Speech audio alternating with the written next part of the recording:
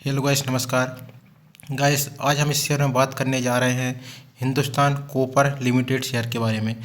जैसा कि आप मेरी स्क्रीन पर देख सकते हैं, हिंदुस्तान कॉपर लिमिटेड, इसकी मार्केट कैप की अगर मैं बात करूं दोस्तों, तो आपको ये 53,000 करोड़ की कंपनी देखने को मिल जाएगी।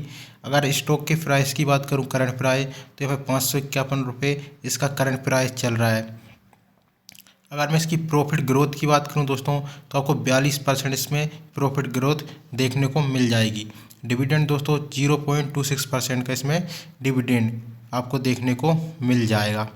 पिछले 5 साल के अगर आरओई की मैं बात करूं दोस्तों, तो 16% का पिछले 5 ईयर का इसमें आपको आरओई देखने को मिला है। और पिछले 1 साल के रिटर्न की बात करूं, तो 131% का रिटर्न पिछले 1 साल में इस शेयर ने अपने इन्वेस्टरों को दिया है। अगर मैं इस कंपनी की बेसिक बात करूं, तो मूल रूप से ये कंपनी कॉपर उत्पादक एक कंपनी है। ये जो खनन होते हैं कई प्रकार के, इसमें लोहा हुआ, कॉपर हुआ, उस पर खनन करके ये कॉपर और लोहा निकालने का काम करती है। जैसे कि अभी इलेक्ट्रिकल व्हीकल या इलेक्ट्रिकल ईवी की जितनी डिमांड बढ़ी है, उसके आधार पर कॉपर की डिमांड और अधिक बढ़ने के चांसेस हैं। अगर मैं इसके क्वार्टरली रिजल्ट की बात करूं दोस्तों, तो आप यहां पर मेरी स्क्रीन पर देख सकते हैं, आपको गुड परफॉर्मेंस इस शेयर में आपको देखने को मिलेगा। आपको लगातार क्वार्टरली यहाँ पर बढ़ोतरी होती हुई नज़र आपको इस शेयर में देखने को मिली है। अगर मैं इसके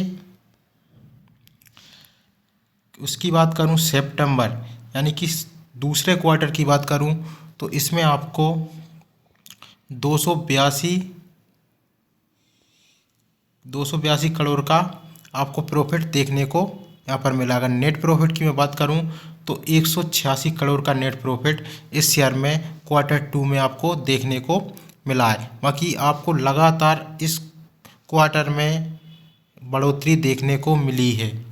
जिस तरीके से अभी पिछले हाल ही 5 सालों में कॉपर की जो डिमांड बढ़ी है, उसके आधार पर इस कंपनी ने अच्छा परफॉर्मेंस किया है।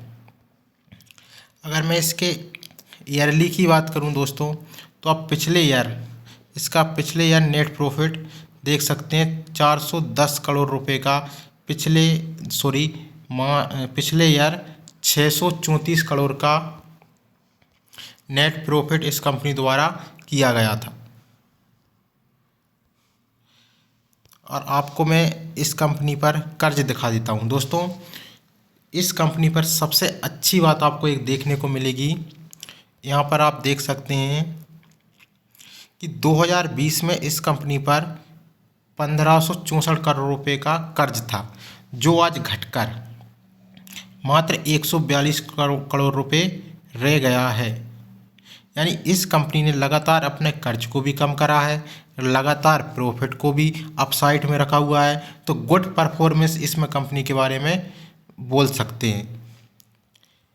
अगर हम फिर इन्वेस्टर की बात करें इस कंपनी में, तो आपको यहाँ पर इस कंपनी में इन्वेस्टर देखने को मिलते हैं।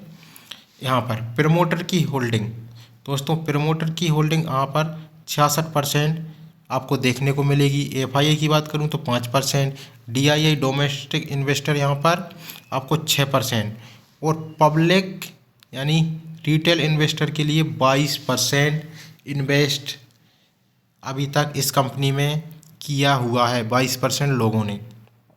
बाकी इस कंपनी में लगातार तेज़ी देखने को मिली है।